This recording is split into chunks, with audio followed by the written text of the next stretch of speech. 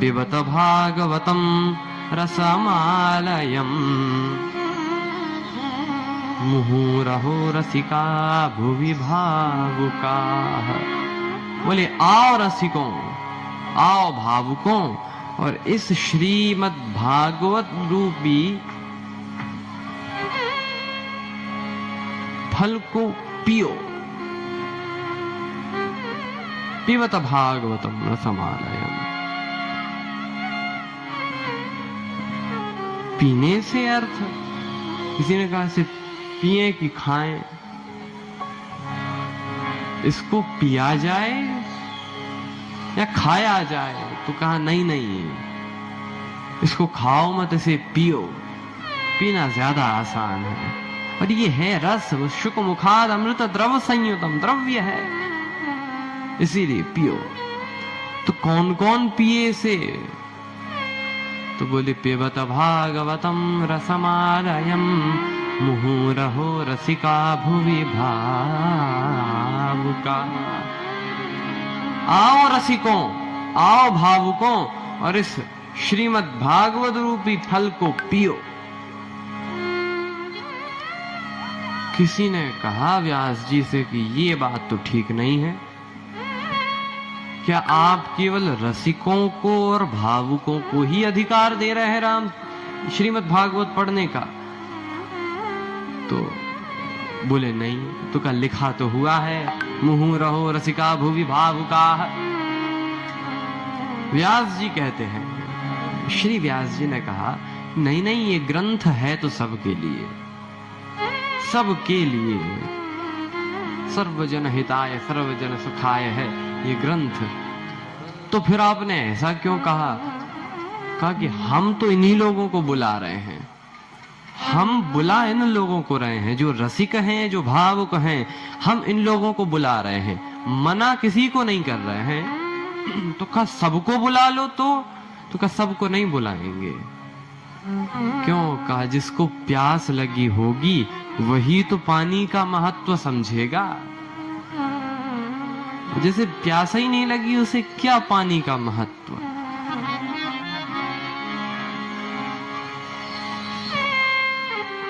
पेड़ की छाया का सुख, तरुवर की छाया का सुख वही समझ सकता है जो 1 घंटे धूप में तपा हो, और जो एसी के कमरे से निकला है उसे क्या उसका मूल्य, ये तरुवर की छाया का तो मूल्य उसे है जो कि धूप में तपा है। तो जिसे प्यास लगी है वही तो जल पिएगा।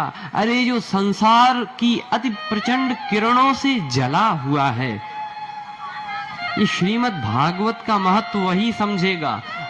और श्री व्यास जी ने कहा हम जानते हैं कि केवल रसिक और भावुक ही इस कथा का मूल्य समझेंगे, क्योंकि उन्हें प्यास लगी हुई है।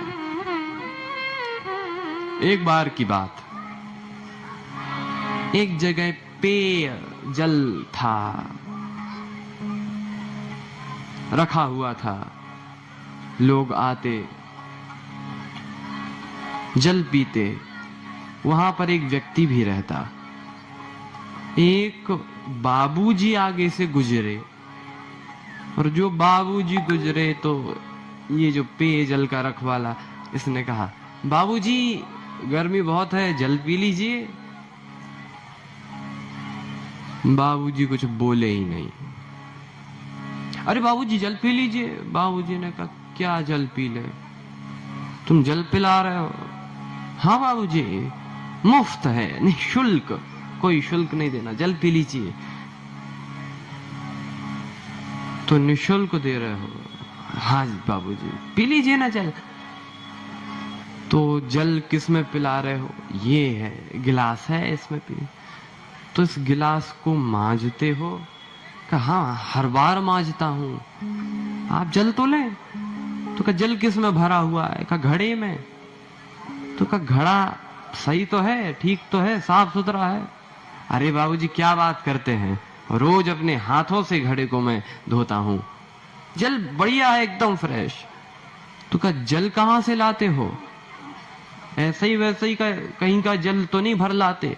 अरे बाबूजी, अपने ही कुएं का जल है, पीकर तो देखें आप, मजा आ जाएगा, गर्मी बहुत है।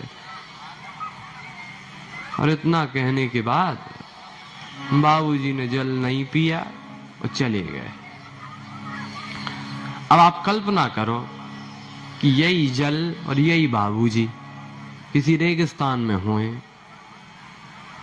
और रेगिस्तान में जल तो मिल नहीं रहा, प्यास के मारे गला सूख रहा है, प्राण कंठ तक आ गए हैं, सोच रहे हैं कैसे भी करके जल मिल जाए, नहीं तो बस अब मरने वाले हैं। तब तक कोई राहगीर आया। उसने कहा, क्यों बड़े प्यासे दिखाई दे रहे हो, पानी पियोगे? तो ये बाबूजी पूछेंगे कि जल कहाँ का भरा है, या जिसमें भरा है वो साफ सुथरा है कि नहीं, आदि जी पूछेंगे।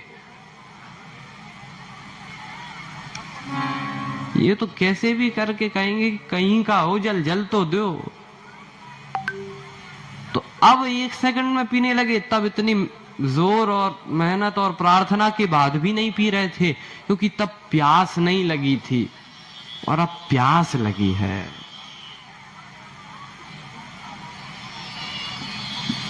अब प्यास लगाई है, तो जब प्यास लगती है तब अवश्य ही हमें पानी का महत्व समझ में आता है। आप देखना, आप रोज भोजन करते रहते हो, एक दिन पूरे दिन भोजन मत करना, और जब रात को 10 बजे आप भोजन करेंगे तो वो भोजन अमृत के समान लगेगा, इतना स्वादिष्ट लगेगा। तो व्यास जी कहते हैं कि भागवत पढ़ तो सब सकते हैं, लेकिन हम तो भाई रसिक और भावुकों को ही बुला रहे हैं, क्योंकि इनमें श्रीमद् भागवत कथा को सुनने की प्यास है। मुहुरहो रसिका भुवि भावुका।